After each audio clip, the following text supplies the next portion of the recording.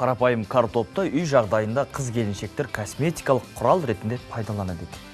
Қияр кесіктерін қою арқылы көз сünуінен кетіруге болатынын білеміз. Картопты да сол мақсатта пайдалануға болады. Шаш түсін қарайтқыңыз келсе, картоп қабығының жасалған шырынмен жусаңыз нағыз табиғи қара түсті шаш болады. Картоп жәндік шаққанда немесе кішігірім күйіктен пайда болатын ауруды басуға көмектеседі. Шикі картоп кесінсін ауырып тұрған жерге 5 минутқа басыңыз. Сондай-ақ теріге безеу шығып кетсе, оны 3 күн қатарынан картоп сусынымен сүртіңіз. Картоп сусыны күнге қатты күйген терінің ашығанын басуға да көмектеседі. Шаршаған жағдайда картоп қайнатқан суды бөлме температурасында суытып алыңыз. Содан соң ленгенге құйып, шаршап тұрған аяғыңызды 20 минут шамасына салып жатсаңыз, шаршағаныңызды басады. Адам баласы үшін картоптың пайдасы орасан зор екенін білдік. Енді Шырайлы Майдары әдеттегідей аруларымызға қажетті кеңестерін ұсынбақ. Назар салайық. Мінсіз дене бітімі кез келген қыздың арманы. Модель болмасақ та сыр сымбатымыздың әдемі болуын қалаймыз. Оған бола түрлі жаттығу жасаймыз, фитнеске барамыз. Бірақ салмағы өте көп адамдардың жаттығумен айналысуы қиындау. Қазір оларға арналған ультра дыбысты процедуралар көбейген. Солардың бірі кавитация. Кавитация мысалы өте терісі, май терісі жұқа адамдарға жасалмайды. Ол май терісі қалыңдаған адамдарға жасалады.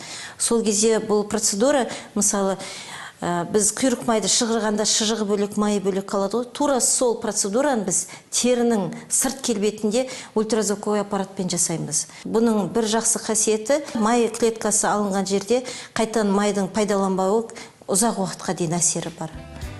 Кавитация жасы 16-дан асқандарға жасалады. Косметолог маманда өзінің шебері болғаны жөн. Себебі оны жасауға арналған аппарат адамның сүйектеріне тиіп кетпеу керек. Әрі бұл процедура дененің кез келген бөлігіне жасала бермейді. Сондықтан массаж жасалуы тиіс май басқан нүктелер алдын ала нақтыланады. Ал процедура курсы адамның толықтығына байланысты. Өте толық адамдар болса, аптасына 1 рет жасалады, 8 күнде. Жас адамдар болса, 10 күннен арасы қойылады. Одан кейін 4 процедура 6-12-ге дейін барамыз. 100 килограмм салмақты адамдар болса, мысалы 80 мен 100 килода 8 процедура 10 процедураға дейін барады. Кавитацияны қабылдауды жөн көрсеңіз, мынаны естен шығармаңыз.